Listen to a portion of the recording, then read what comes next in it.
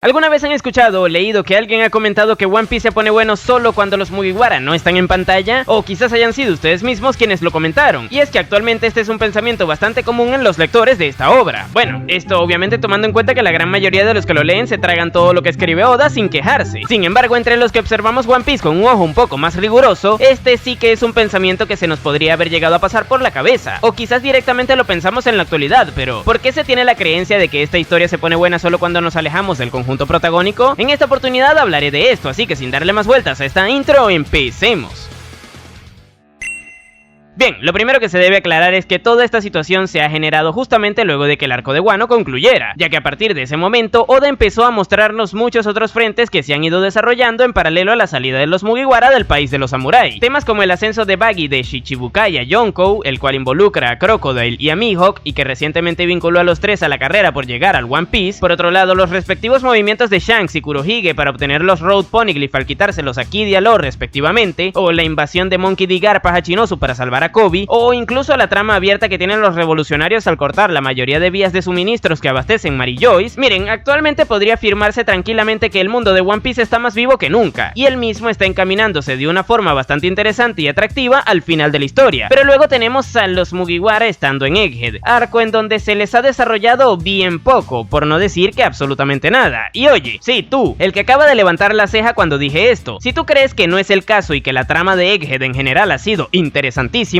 pues perfecto, no te juzgaré porque te guste ver a los Mugiwara jugar a las escondidas con los satélites de Vegapunk. Cada quien tiene derecho a tener sus propios gustos. Me gusta cabalgar en la salchicha. Pero lo que no me puedes negar es que a lo largo de este arco, cualquiera de las otras tramas que he mencionado antes es mucho más interesante que lo que estuvimos viendo hasta hace poco en la Isla del Futuro. Y si bien es cierto que últimamente la vaina se ha puesto más interesante, esto se debe justamente a que tuvieron que involucrarse nuevos personajes en el conflicto como Saturn o Kizaru, así como también Kuma a través de su flashback. Y esto último es graciosísimo, ya que adentrándonos en los recuerdos del Buccaneer dejamos completamente de lado a los sombreros de paja. Qué curioso, ¿no? Que justo cuando nos quitaran de en medio al conjunto protagónico la trama se ponga extremadamente buena. Sospechoso, ¿no les parece? Pero con esto se puede sacar una conclusión, y es que los Mugiwara por sí solos no han podido hacer que la trama de Egghead sea interesante, a pesar de tener a Vegapunk junto a ellos. Pero ¿por qué se da esto? Verán, últimamente he notado que Oda no ha sabido llevar para nada bien a su conjunto protagónico, y esto no es algo que sea exclusivo de Egghead, ya que es un problema que se arrastra desde prácticamente todo el Nuevo Mundo, pero que se ha agravado mucho más a partir de Wano, y esto se debe a que fue a partir de ese arco que Oda los reagrupó. Recordemos que Dressrosa y Whole Cake los había separado, y esa jugada le había salido bastante bien, ya que tenía menos personajes que manejar y le daba más protagonismo a los mismos. Por ejemplo, en el arco de la vieja con problemas de alimentación, tanto Sanji como Nami tuvieron momentazos y una relevancia tremenda, y Brook y Jinbe por otro lado estuvieron a la altura de las expectativas. Pero es que luego de eso llegamos a Wano, y ahí la gran mayoría de personajes se desarrollaron entre poco y nada. Claro, esto tomando en cuenta sus respectivas evoluciones como personajes y no sus power-ups. Por ejemplo, el único que uno podría decir que entró siendo de una manera y salió siendo de otra fue Sanji, puesto que a través de sus actuaciones en la guerra de Onigashima aprendió a confiar ciegamente en sus compañeros luego de verse en la obligación de tener que pedirle ayuda a Robin, así como también aprendió a aceptarse a sí mismo tal cual como es con sus genes despiertos en su pelea contra Queen. Pero es que con el resto de sus compañeros esto no sucedió. Todos piensan y actúan exactamente de la misma manera luego de salir de Wano, y seguro que vendrá el típico hater de Sanji ardido a decir que esto es culpa de Oda, porque el cocinero es su consentido. Y no, Sanji no es que sea el consentido del autor porque le dé más desarrollo que al resto. Lo que realmente sucede es que él es el único que tiene el desarrollo mínimo para al menos ser interesante en ese aspecto. Simplemente cumple en este apartado, y como dice el dicho, en un mundo de ciegos el tuerto es el rey, pues eso mismo le sucede a Sanji.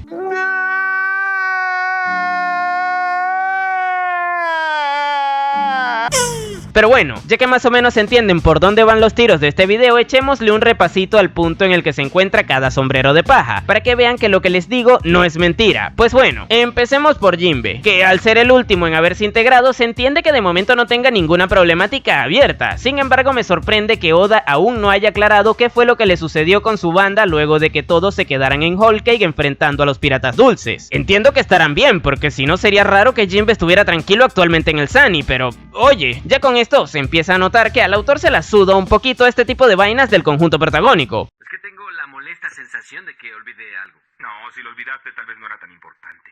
Sí, es cierto.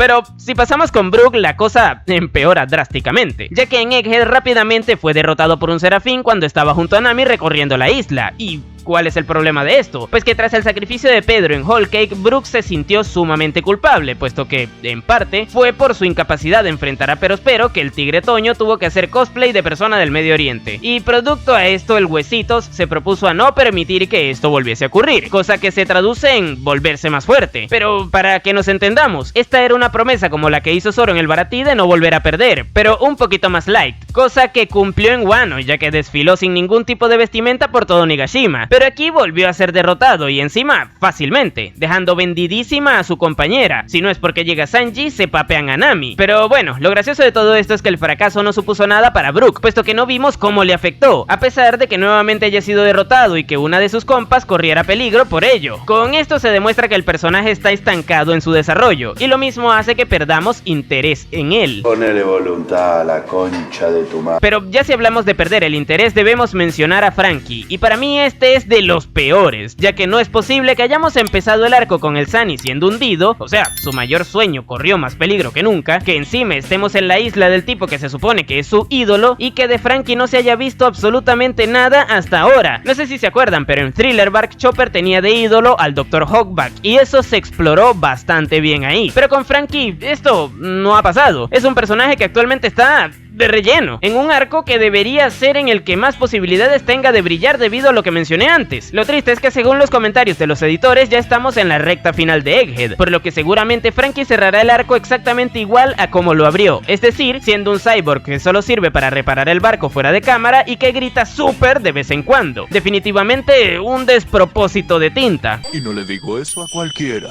¡Sí lo hace! Pero es que luego tenemos a Robin, que por Dios, no existe un personaje más sobrevalorado en esta historia que ella. No es posible que últimamente los Mugis tengan 3 Road Poneglyph y que encima en los últimos 2 arcos hayan obtenido 4 más de los normales y que la arqueóloga, entre muchas comillas, no nos haya dicho qué información ha obtenido de ellos. Simplemente es otro despropósito de tinta, más aún cuando la única trama que tiene abierta es la de Saúl en Elbaf. O sea, imagínense que Oda tuvo que revivir a un fiambre para trabajar a este personaje, y lo peor de todo es que aún así sigue siendo ineficiente, ya que se supone que Vegapunk estaba investigando el siglo vacío, al igual que ella, pero no hubo ninguna conversación interesante entre ambos, más allá de que se le comenta que Saúl hizo la misma de Pell, es decir, sacrificarse teniendo una muerte piquísima para luego volver y hacer que todo el que le tenga un poquito de cariño real a esta historia se sienta profundamente decepcionado con Oda. Es que es hablar del desarrollo de Robin y miren, pasemos al siguiente personaje mejor. Ay, no me jodas que tengo que hablar de este coño de su madre. A ver. Con Chopper es simple y rápido y sencillo. Es un ex personaje. Y la razón es que actualmente solo cumple la función de curar. Es el equivalente a una enfermera Joy de los juegos de Pokémon. Y esto se debe a que Chopper no ha tenido ningún tipo de desarrollo en todo lo que va de post-timeskip. Tanto así que incluso los fracasos que tiene, como lo de no poder haber curado lo de las Smiles, situación que pudo perfectamente haberle ocasionado un punto de inflexión, Oda se lo salta, ya que no vaya a ser que a la acetaminofén con patas y cuernos le dé ansiedad. Obviamente así el personaje no podría desarrollarse, razón por la cual Chopper ya directamente es un despropósito de tinta, de papel, de lápices e incluso de tiempo en general. Y obviamente esto se traslada a Egghead, ya que ahí, a pesar de ser un jodido médico y de tener al frente al tipo que ha generado los avances tecnológicos más importantes de ese mundo últimamente, no le pregunta absolutamente nada que tenga que ver con su profesión, porque recordemos, Chopper no es un personaje, es simplemente un botiquín de primeros auxilios parlante. ¡Eres mala persona! Pero ahora sí, pasemos al siguiente, el cual es Sanji. Como les dije antes, es el único al que le podría perdonar que no se desarrolle tanto en Egghead, porque viene de 2 arcos en donde sí que se ha trabajado bastante bien, pero eso no quita que al igual que el resto tampoco haya tenido nada interesante que valga la pena comentar en este arco, por lo que pasemos a hablar de Usopp, el cual está en camino de volverse un Chopper, y la única razón que hace que no lo sea es porque tendrá su última oportunidad en Elbaf. Pero verán, Usopp fue el Mugiwara que más se desarrolló en el pre-timeskip, y si no se creen lo que digo, tengo un video en donde le explico que les dejaré por aquí. Pero el punto es que luego del salto temporal, Usopp se reseteó y volvió a ser el mismo pendejo que conocimos en la Villa Syrup. Esto sumado a que lo único realmente relevante que ha hecho fue lo de que salvara a Luffy y a Law en Dressrosa, pero del resto no ha hecho absolutamente nada relevante que le lleve a evolucionar en el resto de arcos del Nuevo Mundo, y Egghead no ha sido la excepción, ya que para lo único que ha servido hasta ahora es para asustarse de que a la isla haya llegado un loco al que derrotaron hace más de 10 arcos. Definitivamente una decepción total. Lo que necesito es perico, eso es lo que yo necesito y no necesito ninguna rehabilitación. Ahora, si si pasamos a Nami, con ella sucede que tampoco hemos visto nada realmente relevante en el arco de Egghead que le involucre. No ha tenido interacciones interesantes con nadie, y por ende tampoco se ha generado un conflicto que le ponga en una tesitura que le lleve a evolucionar. Sumado a esto también está lo desaprovechado que ha sido el nuevo Climatac en este arco. Literalmente es un objeto que tiene metido a un ser creado por una fruta del diablo adentro. Vamos, algo extremadamente curioso a lo que se le puede sacar un montón de provecho tanto en cuestiones de peleas como a nivel de desarrollo del funcionamiento de las frutas del diablo y de los objetos en general. A través de él se nos podría haber explicado cómo demonios se puede fusionar a un perro con un jodido cañón, pero más de lo mismo, cosas desperdiciadas en este arco.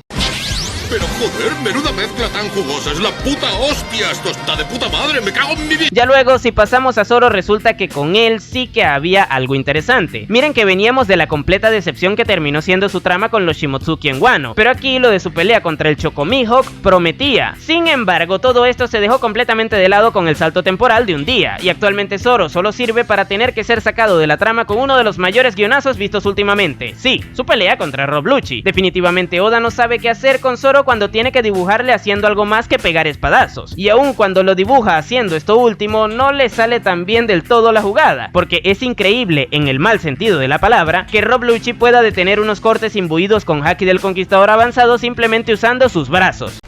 Increíble.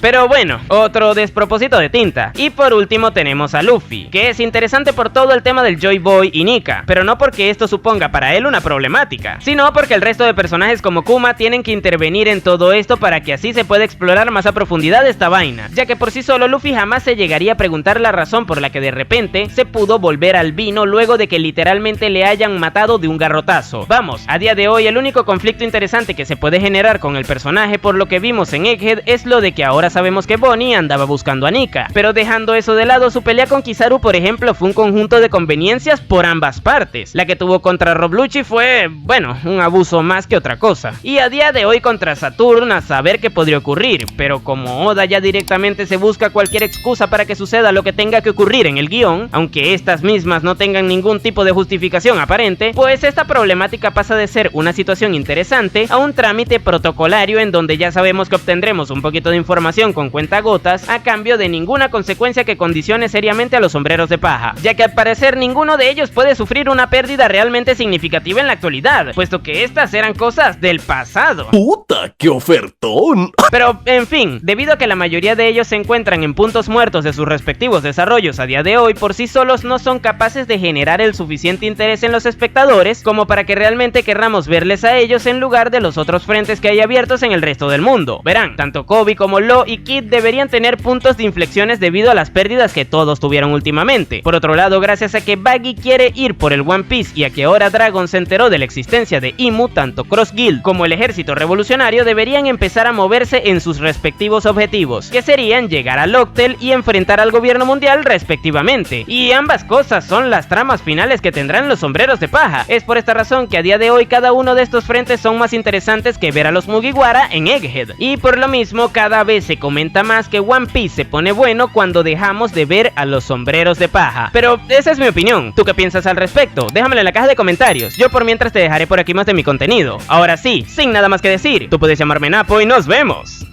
en el siguiente video.